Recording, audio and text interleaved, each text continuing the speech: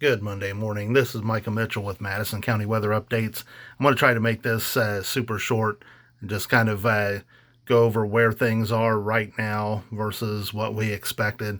It's just going to be a garbage handheld video, but at any rate, I just want to take a look first. We'll look at this was kind of our generic county by county forecast. I didn't really want to get into doing a legitimate graphic because we really don't forecast for the whole state, but this storm's so massive that we kind of needed to give a little bit of an idea. So we had the majority of the state getting 7 to 11 inches of snow, with the pink area there having the best chance of going above 10, 11, 12 inches of snow. I believe that's still the case, and model data is pretty much bearing that out. So I'm going to take a quick look at the models because I've never, ever seen them all be so bullish on the amount of snow that they want to put into our region. Let me go to the local view on. So here we are. This is the HRRR. This was a 12Z run. And you can see it's painting a foot of snow right across Indianapolis, Anderson, Muncie. It's got a pretty wide swath of 11 inches as well. Let's take a look at, try to remember which, some of these I can't do, Pivotal Weather doesn't do the local view on. So this was the NAM, a little less bullish, but still very healthy snows, around 9 or 10 inches. One of the big changes that happened was looks like GFS is reloading here. The GFS, at one point it was so far over in Ohio, and now look, it's come back, over here to where the heaviest snow is pretty much right here in Indiana, a little bit into northeastern Ohio, but it was way over into central Ohio and barely had us getting any snow. Whereas the V16 has been it's one of the ones that you can only get a regional view on. So the V16 has been extremely consistent. I mean, this thing has been putting the heavy snow right through here and has not budged. And, very minor shifts northwest to southeast, but it has been very consistent, and it's, as you can see, wanting to put down 14 inches of snow.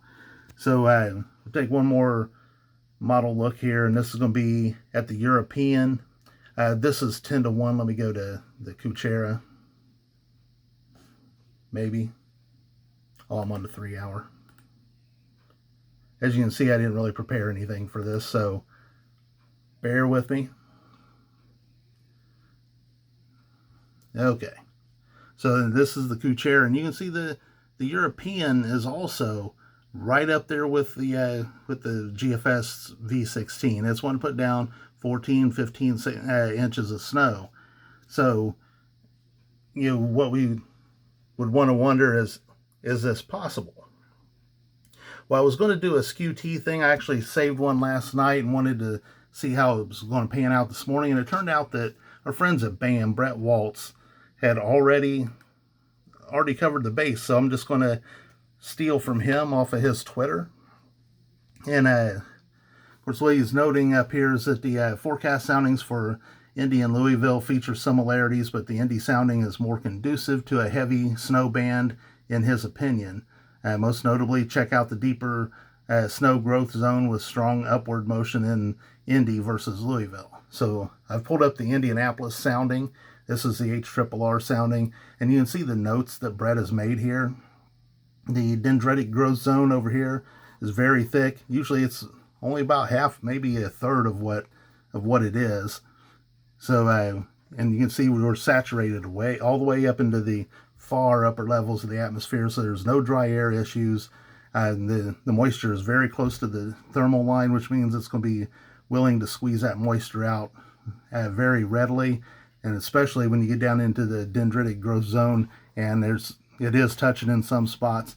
Now, this little nose right here, dendrites grow between, I believe, if I remember right, minus 12 to minus 17 Celsius. So this little nose right here will be producing very little snow, but you've got this layer up here that'll be producing snow. And then Brett's noted mid to low level front of Genesis. And that's going to be in this, you can see the winds change over here. Well, what you'll notice here in the NAM 3K actually picks up on this is down here where this front of Genesis happens, and we go back below the into the dendritic growth range temperature wise, we could have a second DGZ down here.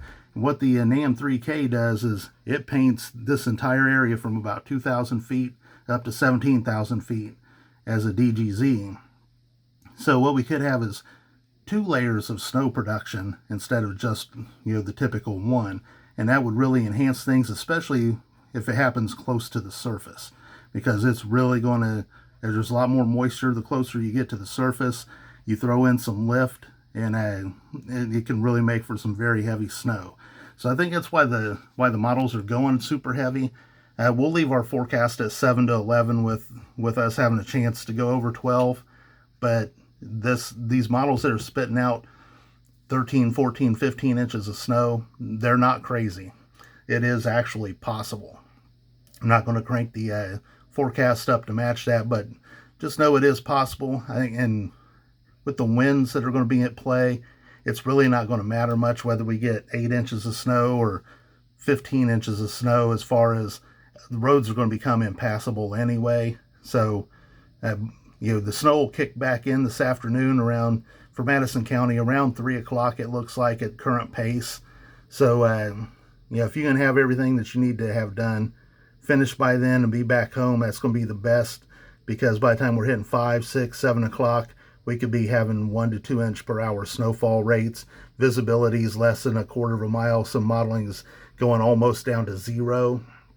So if you get stuck out in it, especially if you're out in the wide open where there's nothing to break the wind, if you're out driving through the county or something, you could find yourself in trouble in a hurry, and then anybody getting help to you is going to be almost impossible. So, that's all I've got right now. I just wanted to touch on that. I'll take a look. This is the BAM Weather Porthole.